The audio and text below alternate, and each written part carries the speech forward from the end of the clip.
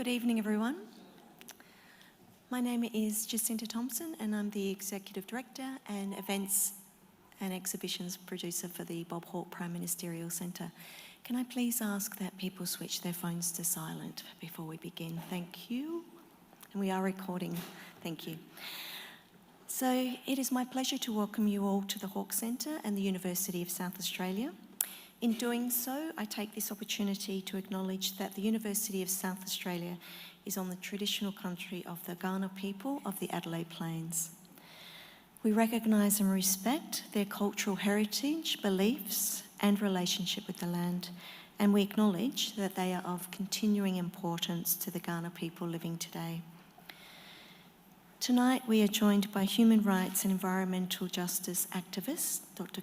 Kumi Naidoo and historian of science Professor Naomi Oreskes, who will be in conversation with the Honourable Mike Rann AC, and a very, very warm welcome. Thank you so much for joining us. We are pleased to be presenting tonight's event in partnership with WOMADelaide's Planet Talks, and I would like to thank producer Rob Law. Thank you, Rob, for your ongoing support. The session tonight is being recorded, and this will be available on the Hawke Centre website next week. So I encourage you to bring this to the attention of friends and colleagues who could not join us tonight. We are also live streaming this presentation, and we have an audience at the moment of just over 200, so a very warm welcome to wherever you may be. Thank you. And as I said previously, as we are recording, can I please ask that you switch your phones to silent? I'm going to now hand over to the lovely Mike and Kumi and Naomi, and it's going to be a really wonderful conversation. So thank you very much, and please come and join us on the stage. Thank you.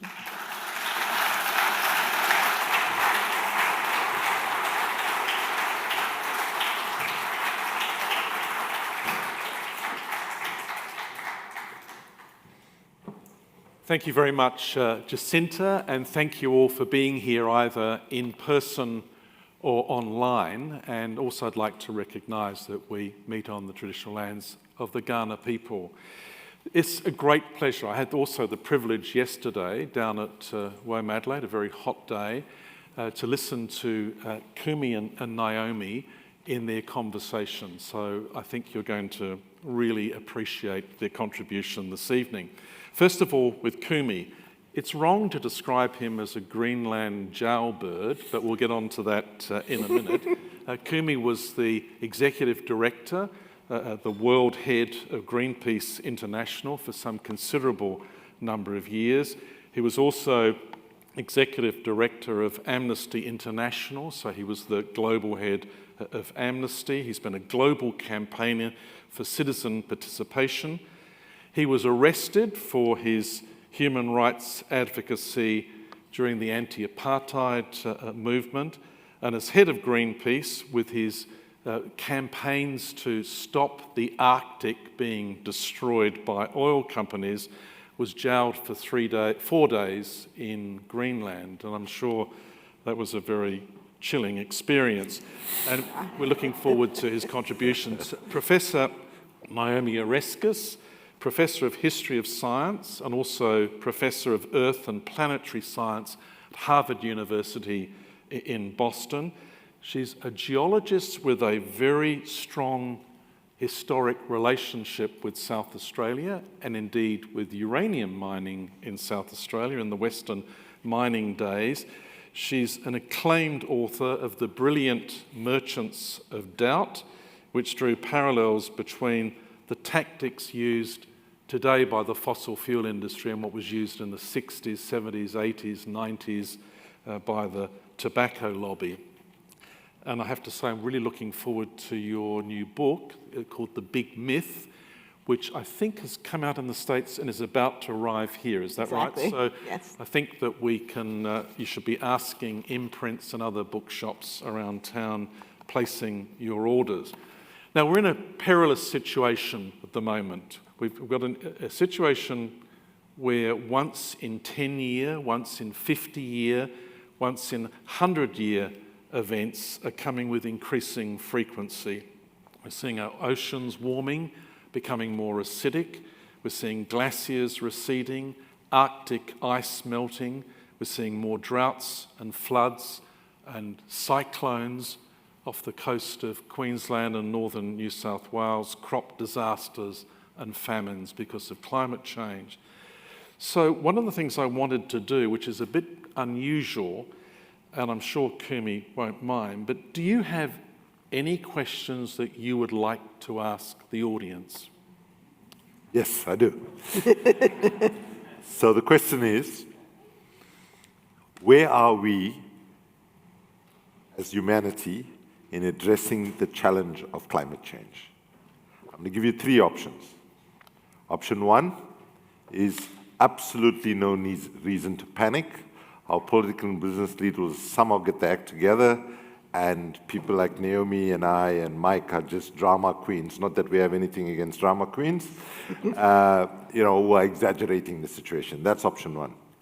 Option two is you believe that actually we are in a deep crisis and things are seriously challenging, and even the window of opportunity is closing, but the window of opportunity is still there, and with human ingenuity and creativity, we can broaden that window of opportunity and shift us away from the suicidal trajectory that we're on. And option three, if I can be permitted to use one of the languages from South Africa, Afrikaans, where I come from, but you'll understand what option three is when I say it. Ons is deep, deep, deep in the kak. Okay? So number one, no reason to panic. Number two, it's serious, but we can reverse things. And number three, it's too late. Okay, those of you think it's number one. No reason to panic. Okay, I just want to give you a reflection. When I was doing this exercise like 10 years ago, there would be about 5% of people who would put up their hands. Okay, now it's standard that nobody does. Option two, those of you think the window of opportunity is tight, but we can turn things around. Oh, we have to vote too? Okay. Okay, thanks. And option three.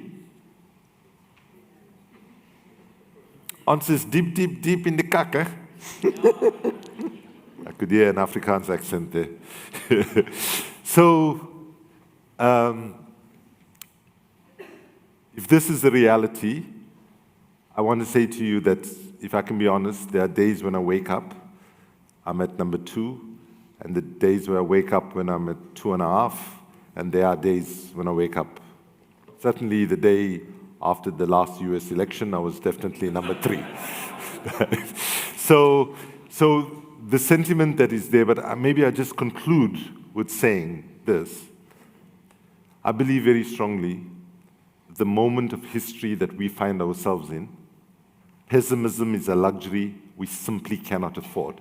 And the pessimism that justifiably emerges from our analysis, our lived experiences, and our observations can, must, and should be responded to by the optimism of our thought, our actions, our creativity, our courage, and our sense of humanity.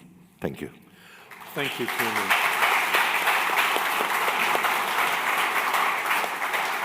Now, Naomi, you're a scientist, and we've been told by the UN, the IPCC, all of these organisations, and by sort of the global climate community, that 1.5% Celsius was the limit that we had to basically keep the lid on, because if we exceeded that limit, we would be in rapidly escalate into catastrophic circumstances.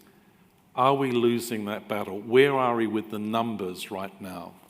Well, we are losing the battle, sadly, and I have to say, if I'm being honest, I'm at about 2.75. We are losing the battle in two respects. The first is that the globe hit 1.5 degrees of total warming last year. So we are now moving into the area that scientists have defined as dangerous anthropogenic interference with the climate system. That's precisely the thing that the United Nations Framework Convention on Climate Change was written and signed to prevent. So, to be honest, we have failed at the goal that was set in Rio back in 1992. But in a way, it's actually worse than that. And I feel it's important to talk about how bad it is not to be depressed, but as a wake-up call and as a galvanizing understanding that scientists have actually underestimated the threat. And about 10 years ago, I wrote a paper saying this, and everyone told me I was being alarmist.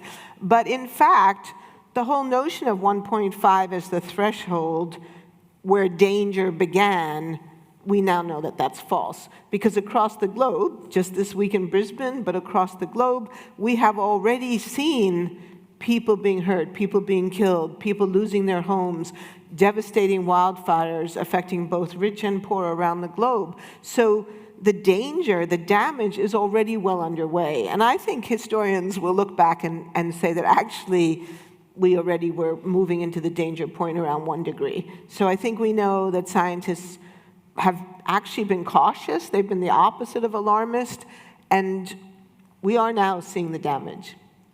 So if 1.5 we broke through last year, we've also had last year every single month broke the previous world record for average temperature.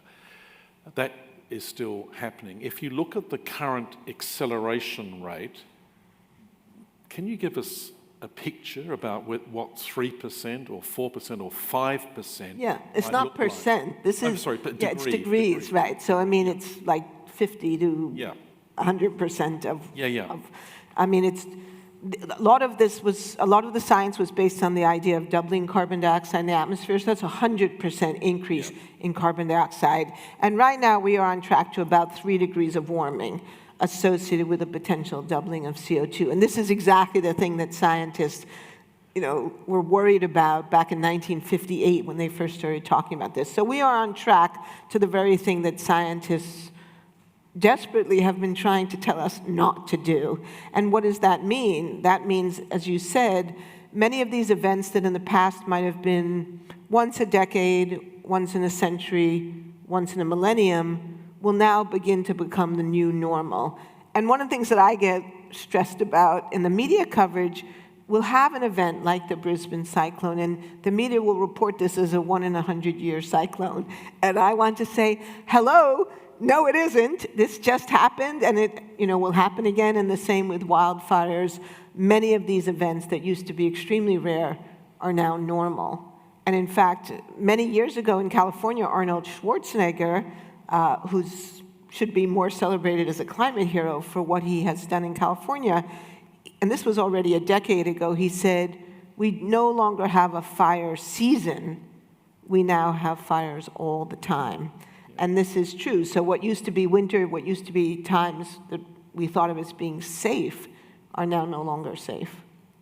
Right. And now, Kumi, I think it was good that you started with both pessimism but a bit of optimism, and I wanted you to pursue how that might fan out. I mean, what I've found at the moment in the climate area where I work in, an incredible pall of gloom over all of my US friends, and because of the Trump administration and what it's done, basically dismantling the Biden Inflation Reduction Act and a whole range of other environmental initiatives. So there is definitely, internationally, largely, I think, accelerated by the Trump election, and seeing how corporate bodies seem to be falling in line in a craven way, and even other countries. How do you inject, in a realistic way, optimism into your campaign, and perhaps you could explain how that will work, and also in terms of the movement generally? Thanks, Mike. I think we can't sugarcoat the moment we find ourselves in. None of us actually thought we should be here or thought we would actually be here, right? Especially, some of us who've been around now for decades, right? But I would take some inspiration from Chinese culture here, where the symbol for crisis is the same symbol for opportunity. In every crisis, we have to now mobilize the creativity to see what the opportunity. But you have to do it in a realistic way. Otherwise, people are not going to follow us, right? And so if you think what Trump does for us, Trump actually sharpens the contradictions. And actually the last week has been very interesting. Elon Musk has been getting kicked left, right, and center by ordinary people in terms of his alliance with fascism and supporting Trump in a slavish way. It's nothing that threatens the Trump presidency right now, but what I am seeing already in the United States is a growing mobilization on a scale that we did not see before the elections. And let's be very, very clear, and if I can just bring Australia into it a little bit, right? Assuming Kamala Harris won the presidency, was it going to be that great on climate? It wasn't going to be. Because basically, if you want to be blunt about it, what we have with Trump is you've got an illiberal oligarchy in place. With the Democrats, when they are there, you've got a liberal oligarchy in place. That's the only difference, right? And and maybe I'm jumping a bit ahead here, but when I look at the Australia, you've got the same problem with your two major parties. Right? I'll give you a quick example. In 2015, when the Australian government at the national level and the Queensland government at the state level were moving ahead with the Adani Carmichael coal mine, a coalition of organizations mobilized, and we realized that we were not strong enough to take on the government or to take on Adani or to take on the Indian government that was a big part of it, because the coal was meant to go to India over the Great Barrier Reef and so on. So what we did was we followed the money, right?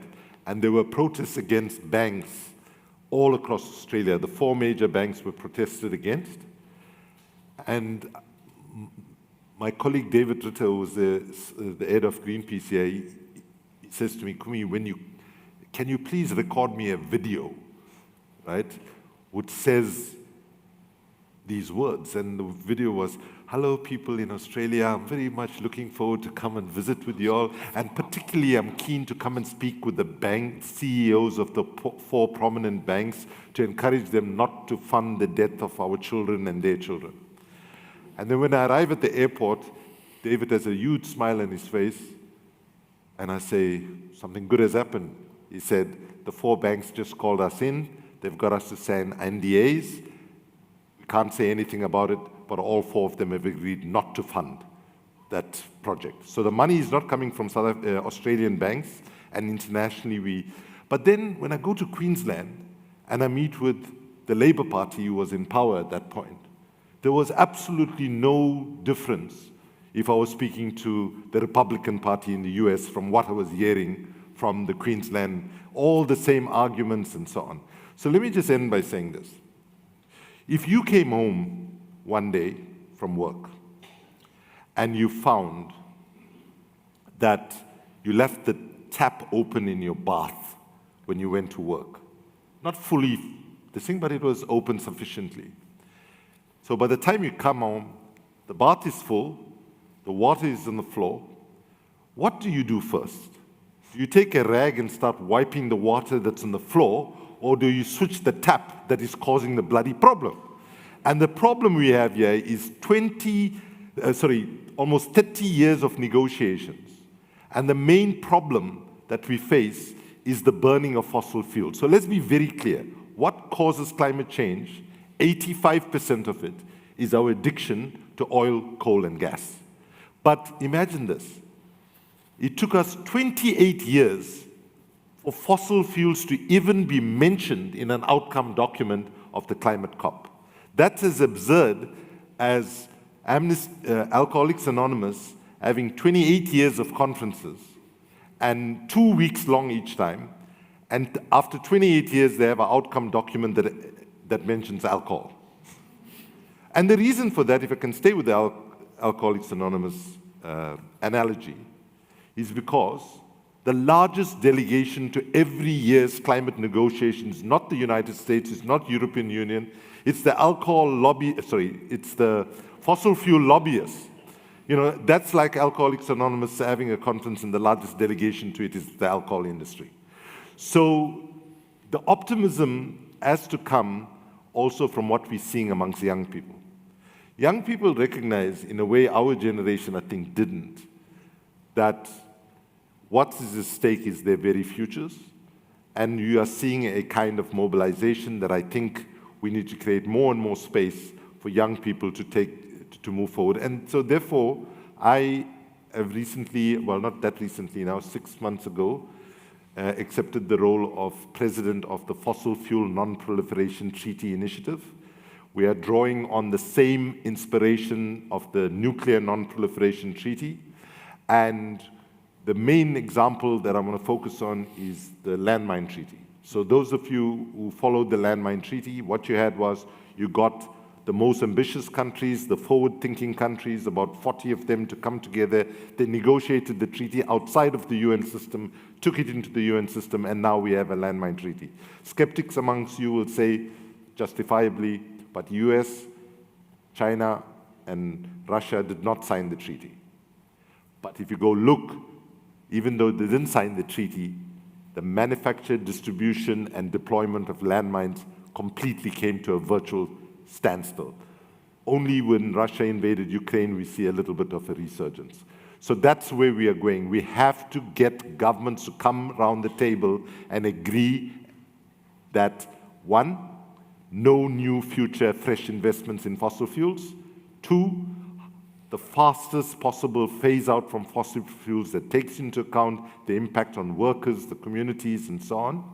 And thirdly, to do it in a way that it's a fair and just and inclusive transition. That's the only option we have going forward. It's not a walk in the park, but I believe with political will, with creative mobilization and so on, we can turn things around and get that treaty done. And if Australia is to hold the COP next year, we want the negotiations to start before that COP start, in the first quarter of next year. We already have 16 nations on board, including 2 fossil fuel exporting nations, Colombia and Timor-Leste, and it's being driven by Pacific small island states who make up that 16 countries. Thank you.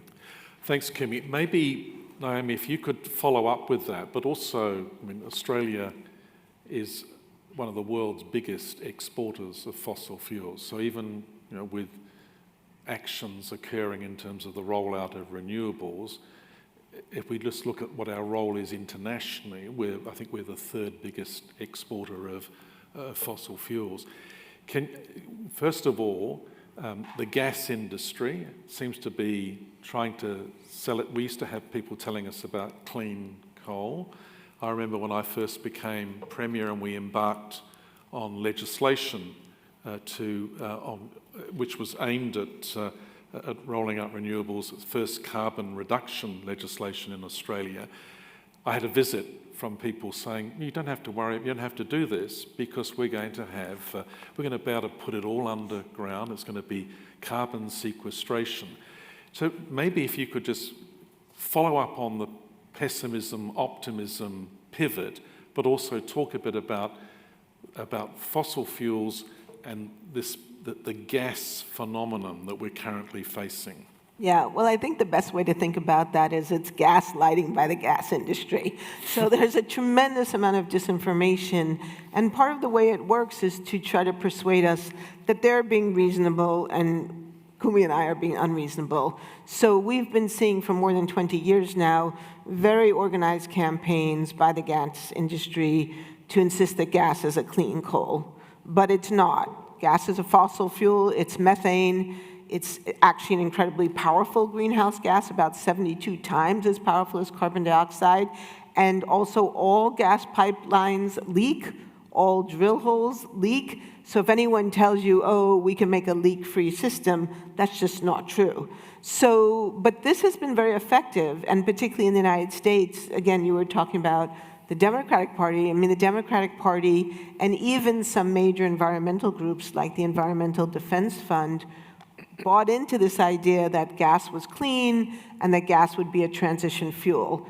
and it's not clean, and it hasn't been a transition fuel. In fact, the opposite.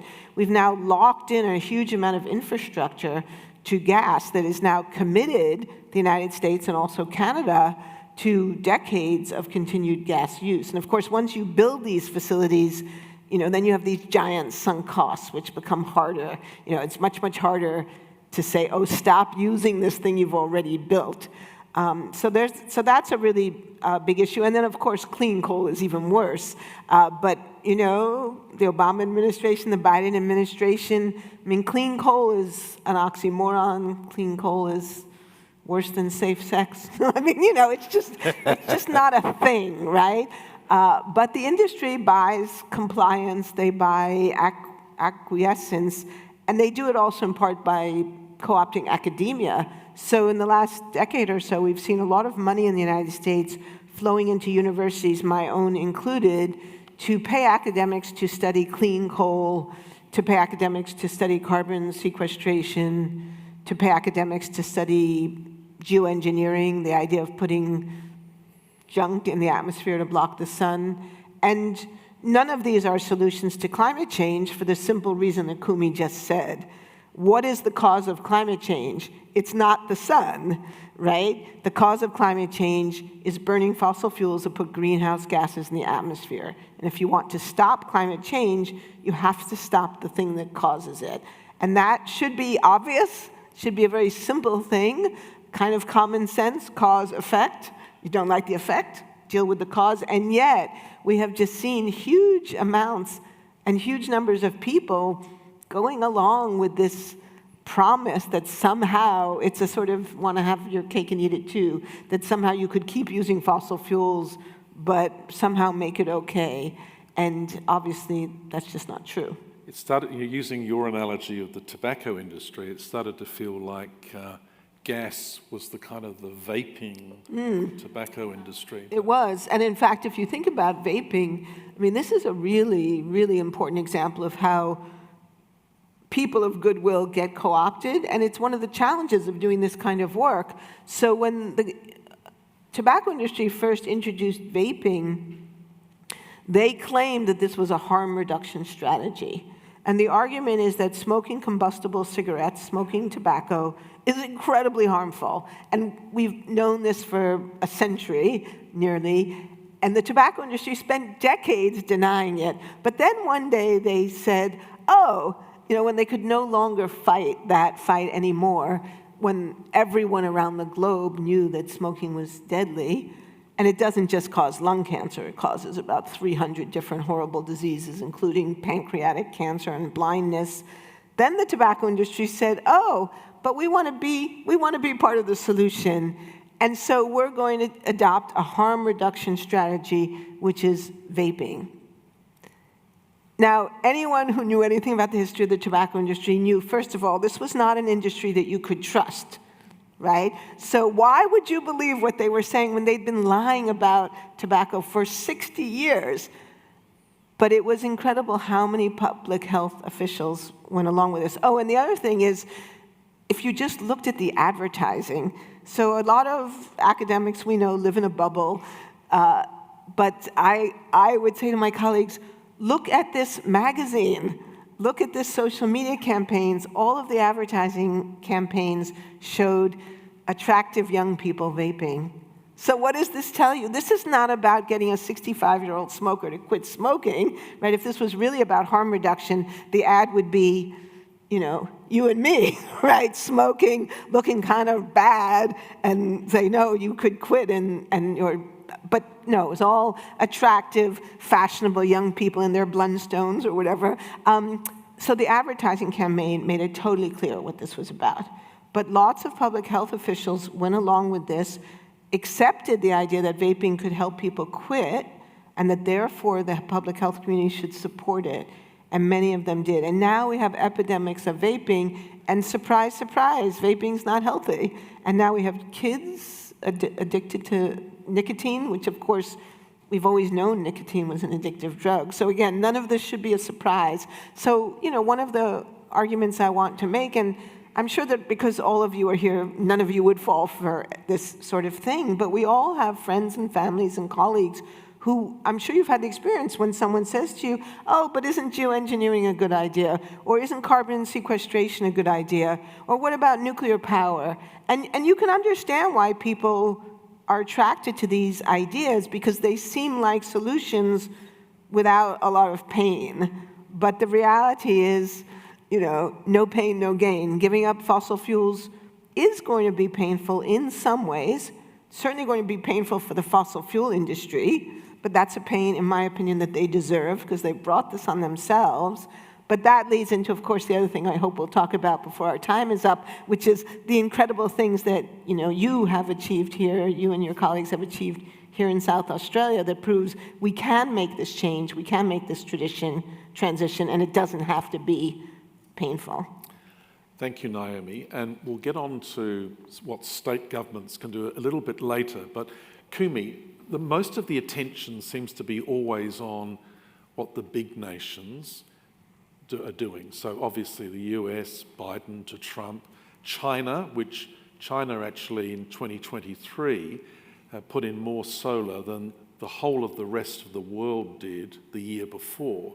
And there's also about 66% of the world's rollout last year of wind power. The EU, its European Green Deal, pretty fantastic the way, but I'm worried about changes in the European Council with elections of more conservative governments, whether there will be an attempt to undermine that, particularly with EV cars coming from, with German power of the German auto industry. But what so much of the world doesn't pay attention to is the global south. So can you talk about what is happening there in terms of an embrace of renewables and what the reaction is from the global south about the problems caused by the global north? Thanks. So I'll just bring you in with a quick pop quiz again. So what percentage of the world's population do you think lives in the global south? What we used to call third world, developing, poor countries. What percentage of the world's population lives in the global south? 60%? A little bit higher? 70%? Higher? Higher than 70%? Come on. 80%?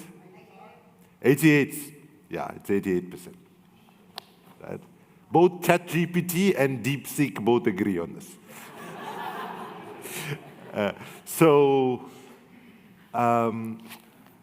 Think about that, right?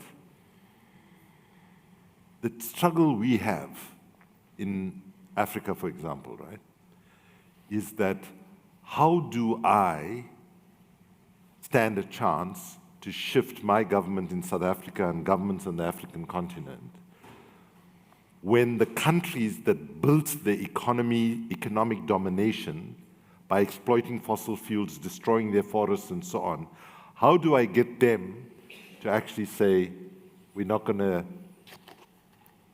touch the fossil fuels, we're going to leave the coal in the oil and the oil in the soil or whatever, right? It's very difficult, right? And what's made it worse, Mike, is that after COVID, many countries have been left with massive debt burdens, right? And sadly, we are finding gas reserves and oil reserves not necessarily in easily accessible places. So it's an uphill struggle for us. And I can tell you that one of the things we're paying a big, big price for is the repression that is coming from the fossil fuel companies colluding with our governments. You know the famous case of Shell in Nigeria and people being murdered and so on. So we are seeing a bit of an explosion of that, right? But what is helping on the positive side is that people in the global south, even though they have contributed least to the problem, in aggregate terms over time, we are the ones that are paying the first and most brutal price from climate impacts. I'll just give you an example. My own city, in 2022, April, in 2 days, 400 people were killed as a result of flooding that we had never seen before. And you don't have to be apologetic that you don't know about it. can guarantee you that all of us around the world know about what happened in Brisbane this week. Right? I guarantee you, people in Africa know what's happened in Brisbane, because we do deal with the problem of a structurally racist or explicitly racist media environment, where the lives of people in the global south, 88% of them, are not valued in the same way. But we got to turn crisis into opportunity, right? And I just want to give a naughty example to make the point, right? So we need to be evolving solutions that give us a double win, right? So I want to give you an example of technology. Technology is frightening and terrifying on the one hand, but it certainly, if used appropriately, can help leapfrog us into solutions. And this is not the best example, but I'm just going to share this. So dealing with the issue of, in Africa and parts of Asia, we have a huge problem with our water sources being impacted on negatively by human waste landing in our water, right? That's the problem. So just before I became the head of Greenpeace, when my environmental knowledge was very, very limited, I found myself as a visiting professor in Uppsala, Sweden. And the guy that was meeting me from the Swedish Foreign Ministry was about half an hour late. And he proceeded to apologize for half an hour for being half an hour late. And to me, from Africa, that was like normal. So then his apology went something like this. He said, you see, we got a problem. I'm on the Uppsala bus management company, and we faced a big problem at our meeting today. I said, what's the problem? He said, well, in Uppsala, we run our buses on human feces. I said, what? He said, yeah, in some places they call it poo, crap, shit, whatever, but it's human feces. So I didn't know this was possible at that point, right? I mean, I don't know how many of you know that it's possible, right? Then when I joined Greenpeace, I discovered in Bristol, England, there's a bus called the poo bus, which is also running.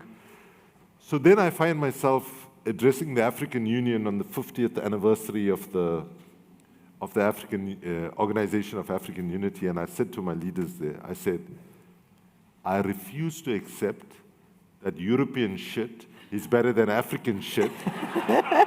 We just have to get our shit together and turn the crisis of climate change into an opportunity. And if the Global South digs their head in the sand and say, oh, just because the people in the Global North did it, we have the right to do it. It is self-defeating, it's stupid, and our people are dying, and it's irresponsible, unethical, and we will need to resist that. And thankfully, more and more citizens in the Global South are saying to our governments, enough. People are dying now. Infrastructure. Naomi's point about the 1.5, we never should have got beyond 1 degree. If we were thoughtful, we should have never got beyond 1 degree, because think about it. If now we are just at 1.5, if we're seeing this level of disaster and extreme climate events all around the world, we are playing political poker with the future of our children and grandchildren. That is what we are doing.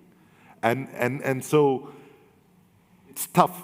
It's going to be really, really tough. The last thing I would say is there's a structure that many of you might not know called the Climate Vulnerable Forum.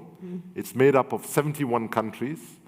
The Secretary General of it is the former head of Maldives, the Prime Minister, Mohamed Nasheed. I went to see him in January in the headquarters in Ghana, in Accra.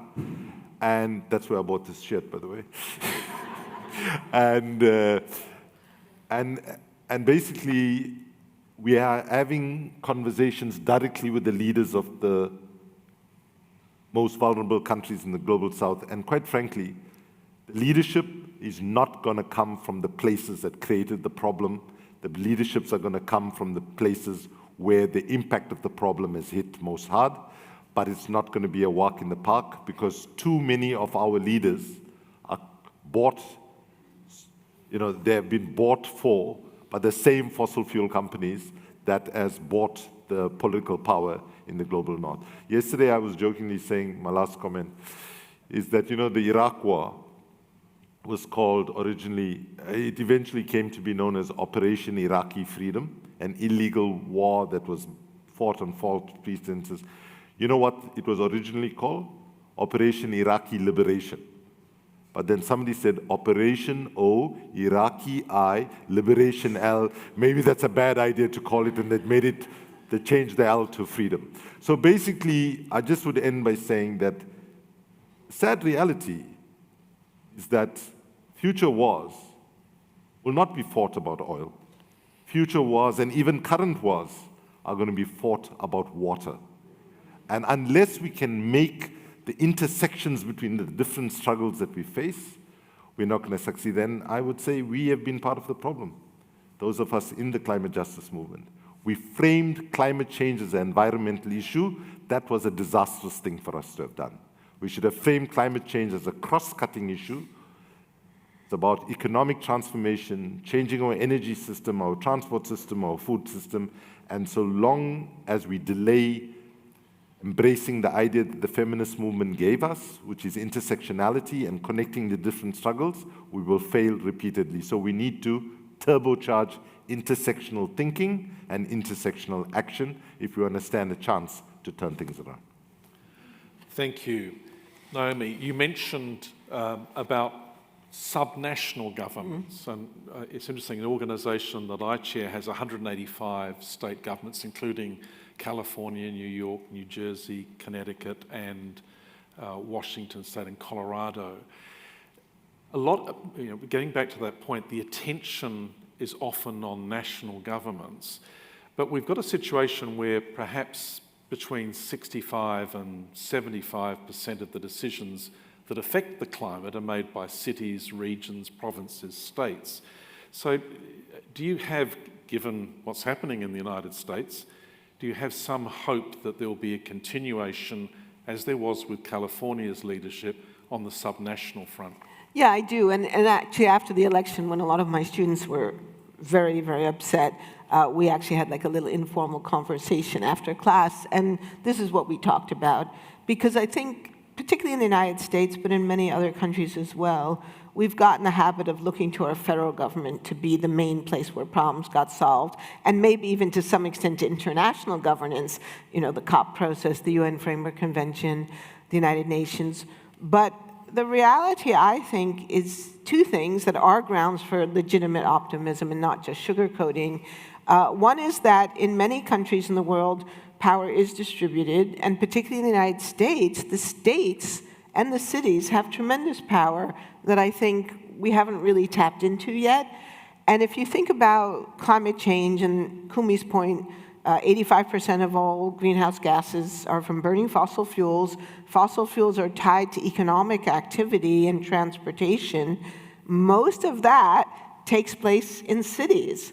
And in America, the cities are almost all progressive. I mean, we talk a lot in the United States about red states and blue states, but it's actually quite misleading, because what we really have are blue cities and red rural areas. And the reality is that, with the few exceptions about some agriculture, the vast majority of the economic activity is in those blue cities. So and those cities have already begun to mobilize, but if they did more, and if they began to build stronger networks of cities and states that are willing to take action, you know, we could have carbon taxes on a statewide level. We can have renewable portfolios, and we already do in some places, and California is the case in point. So California passed its climate legislation, AB 32, 15 years ago now? And it set a target for cutting, it was 30% by 2010? Yeah, or was it 2015? Yeah. 2015, but in any event, the state surpassed that. And at the time, many people said it was unrealistic. There were even some climate scientists who argued against it. The famous climate scientist and my friend, Steve Schneider, said, it's too ambitious, it's not realistic. You know, if you set the target too high and fail, that's bad. Well, California has exceeded the target substantially and is now on the way to greater emissions cuts. So we know that a lot can happen on the state and city and town level. And often that's also a good thing because particularly in a big country like the United States, but here in Australia as well. I mean, if you live in Perth, Canberra's awfully far away, both physically and conceptually. And the same is true in the United States. Many Americans feel that Washington, D.C. is just very far away. But if you set your sights on your state capital, well, that's not so far away. And very often it's easier to make contact with your state representatives than your federal representatives. So I'm actually cautiously optimistic that we can have real change in the United States and elsewhere by focusing more on the local level. Yeah. I mean, that was... Can I just add to that? Yeah. So I fully support all of that. And just to say that we should remind ourselves that local governments, municipalities, and states and provinces are actually more the base units of democracy, right? And if you take Netherlands and the United States as two very different countries, right? You've got governing coalitions at the national level that are completely out of touch with public opinion on the urgency to take climate action. In the United States, we're talking about at least 80% of people recognize that it's a problem and want something done about it. There's very different opinions about what exactly to be done.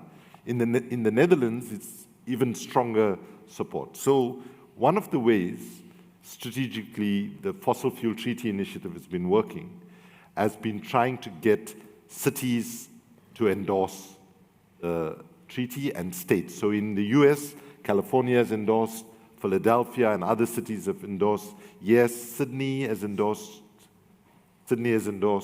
So if you're wondering if there's something you can do, then you can get, firstly, Adelaide to endorse, and you get the South Australia as a province to, state to endorse. And think about it, right? If you take the United States, what will happen now? Trump has pulled out of the climate negotiations. But for the 4 years that he was president before, one of the largest delegations to the COP was a coalition of governors of states and mayors of cities with the slogan, "We are still in," and they participated in it, right? So, but if in the United States, just to make the point, if we were able to, as the treaty initiative, get every blue state, democratic state, to endorse, and we get the blue cities in red states like Omaha in Nebraska, for example, to endorse, and you aggregate the number of people that those governing entities actually represent, then you are talking about 60 to 65% potentially. So I offer that as a hopeful strategy because, you know, we talk about the license to operate for companies. You know, we say we need to, if they're doing bad things, we need to look at how we withdraw their license to operate. We need to take that logic now and try to deploy it to our best ability to undermine the license of right-wing, and let's be blunt about it, in some cases overtly fascist governing coalitions, right, to actually make it difficult for them to continue. Again, I'll say it's not going to be easy, but I believe it is possible, and I want to invite each of you to be part of it by every local government where you have a friend, a relative, or an ex-girlfriend, an ex-boyfriend, whatever, contact them and say they should endorse, get their city to endorse, so that if Australia, together with the Pacific, actually does have the COP. And Mike said one of the worst fossil fuel producers. Basically, Australia is the third worst culprit. Russia and Saudi Arabia are the only two countries that export more fossil fuels than Australia does, right? And quite frankly, to be blunt with you, Australia has absolutely no business even trying to hold the COP, really, right? But you can be part of the solution. The fact that it's coming, you have global stage next year. Please make sure that you'll do whatever you can to get every governing entity from the local to the state level to actually endorse, so that even if whoever gets elected at the national level, they should not be able to get away with it because the voices from below should be strong enough. Thank you. Thank you, Kumi. Naomi, we're sort of getting close to the end, but you were here in South Australia. You were a geologist, a geological scientist who worked with Western Mining that later on became part of BHP, and you worked on the Olympic Dam uranium, copper, gold, rare earths mine. Now, the reason I'm mentioning this is we're about to have a federal election. It's going to be held in May, we're being told, although it hasn't been called yet. One side of politics, the opposition, is proposing that each state should have a giant nuclear power station. Now, you come out of the nuclear industry in terms of uranium, so I don't know what the response is going to be, but I've got a rough idea. But do you think, is this a smart move? No, it's not. And one thing that's fun about my own background is I can surprise people with this, there's that, icebreaker you often have in social settings. Tell somebody something surprising about yourself. And I say, well, I used to be a uranium geologist. And that's like, people are always stunned by that. But it also gives you a certain amount of credibility as well, because obviously we need materials, we need mining. None of us could be here today if you rode a bicycle, drove a car, took the tram. None of that would exist without mining. So obviously we need to have materials to live the lives we want to live.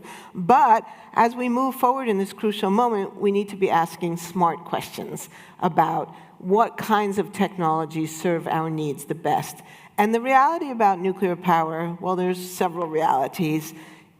I don't want to say it's a failed technology, because that would be a little too strong, but it is a technology that has utterly failed to live up to the promises that were made for it.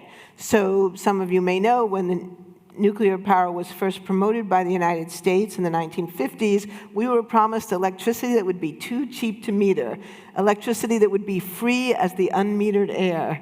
Well, that obviously didn't happen, but not only did that not happen, nuclear power is now the most expensive form of electricity anywhere in the globe. It costs about 3 to 4 times as much to generate a kilowatt of electricity from nuclear as from wind or solar. So there is no economic case for nuclear power. And I'm going to say that again because a lot of the people who promote it are business people who are supposed to care about economics. There is no economic case. And in fact, in a way, it's even worse, because if you ask yourself, where did this technology even come from in the first place? Why do we even have it? It was never a response to demand. It was never a response to market forces. The United States promoted civilian nuclear power as a kind of mea culpa for the bombing of Hiroshima and Nagasaki. And during the Cold War, when the US was fighting for the hearts and minds of the global South and the non-aligned nations, the United States tried to be absolved from guilt for having developed the world's first weapons of mass destruction by saying, well, don't worry, we're the good guys, we're going to turn these swords into plowshares. And so under the Atoms for Peace program, the United States actively promoted nuclear power in America, in Europe, and then in the non-aligned nations like India as well. It has never been cost competitive. There is no country in the world that has consistently got the lion's share of its nuclear power from electricity from nuclear, except for France, which is now backing off. And why is France backing off nuclear power? Because guess what? When it gets too hot, nuclear power doesn't work. And so just 2 summers ago, the French government had to actually shut down some of its nuclear reactors during a heat wave because the reactors became too hot. So how is that a solution to climate change? Obviously, it's not. And there are many more things we could talk about. The huge water demands of nuclear power, the problems of nuclear waste disposal that have still not been resolved, something that we talked about here in Adelaide 40 years ago over on Green Hill Road, and we used to have long discussions after work over beers about, because we were mining this uranium, but we knew that, there was a kind of ethical issue about what was going to happen to the waste. Back in that day, we talked about that Australia should sell the uranium but then take the waste back. Well, obviously that never happened. So it's just an incredibly bad idea on multiple levels, but some people push it. And I think the reason, I've thought a lot about why. Why would anybody, especially a business person, push a technology that is proven not to live up to the hype, too expensive, too demanding of water, dangerous? People don't like it. I mean, is there anything good about this technology? And I think it's the promise of the technological fix. The idea that if we just do this one thing, we don't have to phase out fossil fuels. We don't have to, make different choices. And we can just keep living this life of abundance. And I think that promise, the promise of the electricity too cheap to meter, still is, there's this kind of lure of the technological fix. And, I think it's a huge error. And I don't even think it can really happen. Because if you think about how much it costs to build these plants, how incredibly expensive they are, how much water they need, and finding how long it takes to build, average 10 years to build a nuclear power plant, and finding a suitable site for it. I mean, nobody wants a nuclear power plant in Adelaide or in Perth or in Melbourne or Sydney or Brisbane, but that's where the people are, that's where the power demands are. So you could put it out in the bush, but now you're talking about big high voltage electricity lines. So it's just it's a misguided idea from top to bottom. And I really hope that, again, that this isn't something where we sugarcoat it and say, well, I kind of no, it's a ridiculous idea. And anybody who's involved in it should be willing to say that. Yeah, and I think the fact that the fossil fuel industry is so supportive of this policy means it's another example of delay. Exactly. Because they know it's not going to happen, but they can make hay while the sun isn't shining. Exactly. Just to finish up, and I hope you'll take back the message from South Australia, where the current government is aiming to achieve 100% renewable power in the next 3 years. Wow. And Yeah. that puts South Australia in an international leadership position, and perhaps we need to tell more people about it and use it as an exemplar. Well, that's what I think, and we talked about this yesterday. I mean, this is such an astonishing accomplishment, and I hope you're justifiably proud of your role in it, because it proves to the world we can generate the electricity we need, we can live a good life, and we don't have to freeze in the dark, and the Global South can do it as well. These technologies, they exist now, we don't have to wait for a miracle, but we have to have the right policies in place to support them, and you've done that here in South Australia. So one of the things I plan to do when I go home is to talk more about this example, because people need to know, because it's really amazing what you've achieved here, and no one outside of Australia knows about it. Yeah. Kumi, one final word from you. So I want to say a big thank you to Mike, because he stepped forward, and he was probably dismissed as a crazy, loony person. Might still be, I don't know about that. Yeah. But that's what we need in this moment. And also, by the way, he's also one of the founders of Greenpeace New Zealand. And we need to be looking now for sources of inspiration amongst us, right? We cannot be putting our faith into institutions that have failed us far too many times. So we also have to diagnose why is it that it is so difficult for us to communicate the urgency of the biggest challenge that humanity has ever faced, right? And I thought I'd just end on some good news, right? So, we say, people like me, save the planet, save the environment, save the climate. So the good news is, the planet is absolutely fine. The planet actually does not need saving. So think about it. If we continue on this path, we destroy our water, we destroy our soil, it becomes so hot, we cannot plant food. By the way, here in Adelaide yesterday, people's vegetables died. Right? I went to my friend's house and he showed me his plants died because it was so hot. Right? So the end result, if we continue on this path, we will be gone, the planet will still be here. And the good news is, once we become extinct as a species, the the forests will grow back, the oceans will recover, and so on, right? So we have to recognize that the struggle to avert catastrophic climate change is about protecting our children and their children's future, right? And all cultures around the world are actually united by, irrespective of religion, irrespective of race, region, indigenous, non-indigenous, we all value our children as the most precious assets that we have. And we need to actually do that in more powerful ways. And in our diagnosis, we should remember what Albert Einstein once cautioned when he said the definition of insanity is doing the same thing over and over again, trying to get different results, okay? And here I want to end with this. The main reason we have been failing in the climate justice efforts across the world for decades now, in my judgment, is that we have been aiming all our messages at the brain, science, degrees, parts per million, policies, and so on, and we've ignored the heart, the body, and the soul. We need to change the way we talk about this crisis, right? And in this, I hate to say it, we can learn a lot from Trump. We don't have to lie like he does, but we don't have to be so bloody boring with the facts. Right? Speak for yourself. Well, I said I made the mistake. So I want to end with this message to you, right? There is nothing for us to gain by looking at the dire situation we find ourselves in and feel overwhelmed by it. You have every right to feel overwhelmed.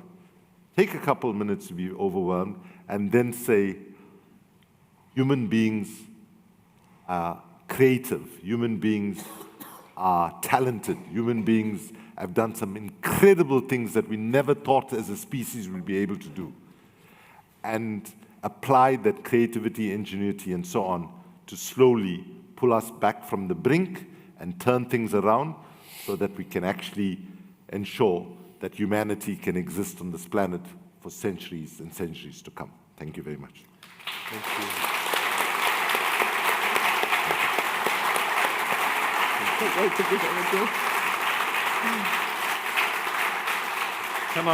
Can I just thank Kumi and Naomi, and just say also, Jacinta, how fantastic that the Hawke Centre has hosted this.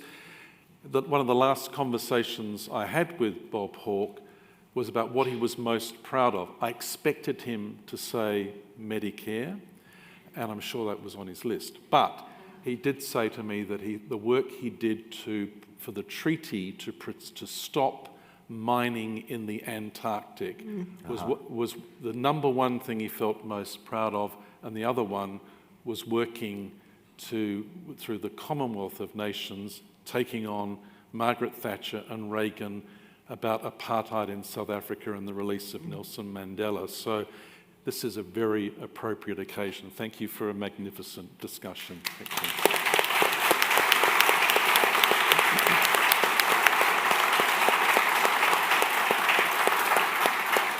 Thank you, Naomi, Kumi, and Mike. Thank you very much for your time and joining us again.